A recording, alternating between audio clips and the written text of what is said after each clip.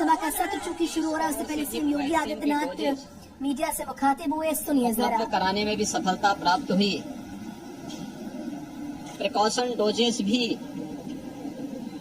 लगभग 4 करोड़ के आसपास हम पहुंचने जा रहे हैं। प्रदेश के अंदर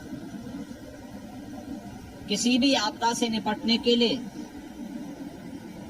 एसडीआरएफ के गठन के साथ ही एसडीएमए के माध्यम से बेहतरीन प्रशिक्षण और आपदा में भी कम से कम अन्य महत्वपूर्ण मुद्दों पर चर्चा का एक माध्यम सदन है, और सदन की इस कार्रवाई को बेहतरीन तरीके से संचालित करने के लिए और प्रत्येक मुद्दे पर चर्चा करने के लिए सरकार ने कल दलीय नेताओं की बैठक में भी इस बारे में बहुत स्पष्ट रूप से कहा है कि हम हर मुद्दे पर चर्चा करने को तैयार हैं, और माननीय सदस्यों के द्वारा, विपक्ष के द्वारा उठाए जाने वाले किसी भी मुद्दे पर सदन में पूरा सार्थक जवाब देने के लिए भी सरकार का पक्ष पूरी मजबूती के साथ खड़ा है।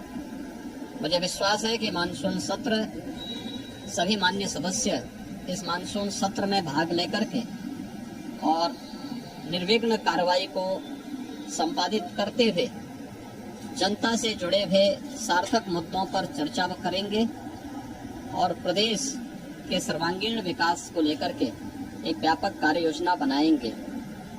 हमारे पीठासीन अधिकारियों ने विधानसभा में माननीय अध्यक्ष विधानसभा ने और विधान परिषद में माननीय सभापति विधान परिषद ने 22 सितंबर का दिन सभी महिला सदस्यों को महिला सशक्तिकरण में, महिला सम्मान, सुरक्षा और स्वावलंबन के लिए डबल इंजन की सरकार के द्वारा क्या कदम उठाए गए हैं, आगे क्या अपेक्षाएं हैं, एक दिन केवल इसी मुद्दे पर चर्चा करने के लिए रखा गया है। मुझे पूरा विश्वास है कि इन सभी मुद्दों पर सारगर्भित चर्चा को आगे बढ़ाने में हमें मदद मिलेगी, और दोनों सदनों के माध्यम से जो कार्य होगा वह पूरे देश के अंदर विधानमंडल की कार्रवाई अपनी प्रभावी छाप छोड़ने में सफल होगी।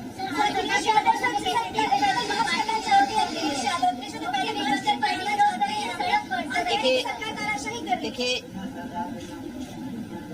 किसी भी दल को और किसी भी व्यक्ति को लोकतांत्रिक तरीके से अपनी बात रखने में कहीं कोई बुराई नहीं है। हर एक व्यक्ति को है। नियमानुसार अगर उन्होंने कोई परमिशन मांगी होगी तो पुलिस उन्हें सुरक्षित और सही मार्ग अवश्य देगी, परमिशन भी देगी, इसमें कोई संदेह नहीं। लेकिन ये दायित्व संबंधित और जिम्मेदार नागरिकों या जिम्मेदार संगठन और राजनीतिक दलों का एक नैतिक दायित्व कर्तव्य भी बनता है कि अपने किसी भी आंदोलन के लिए या किसी भी प्रोसेशन के लिए उनको नियमानुसार परमिशन मांगनी चाहिए, और बिना पब्लिक व्यवस्था को, लोक व्यवस्था को भंग किए उस कार्यक्रम को निर्विघ्न संपन्न करने की व्यवस्था देने का दायित्व प्रशासन का है। प्रशासन उसके तहत ही अपनी कार्रवाई को आगे बढ़ाएगा। उन्होंने अगर परमिशन मांगी होगी तो जरूर जो भी उनके लिए सरल और सुरक्षित मार्ग होगा प्रशासन ने वो उनको उपलब्ध कराया होगा। मुझे लगता है समाजवादी पार्टी से उम्मीद करना कि वह किसी नियम को माने, किसी शिष्टाचार को माने, ये एक कपोल कल्पना ही कही जा सकती है।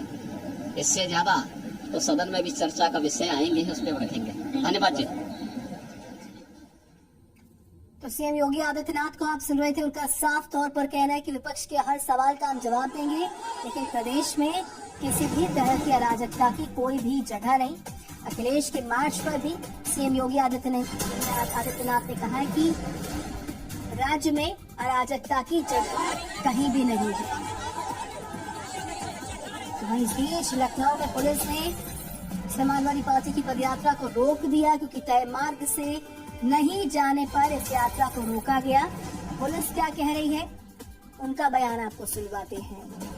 देखिए, ये जानकारी पुलिस को और प्रशासन को प्राप्त हुई थी कि आज विधान भवन जाने के लिए पैदल मार्च करके समाजवादी पार्टी के सभी विधायकगण जाएंगे। इसके लिए उन्होंने वहाँ से कोई पूर्वानुमति नहीं मांगी गई थी, फिर भी उन्हें एक मार्ग निर्धारित करके दिया गया जिस मार्ग से जाने से यातायात बाधित नहीं होता और अनावश्यक किसी व्यक्ति को परेशानी नहीं होती। उस मार्ग से जाने से सभी लोग ने इनकार किया, इसलिए हमारे पास उन्हें यहाँ पर रोकने के अलावा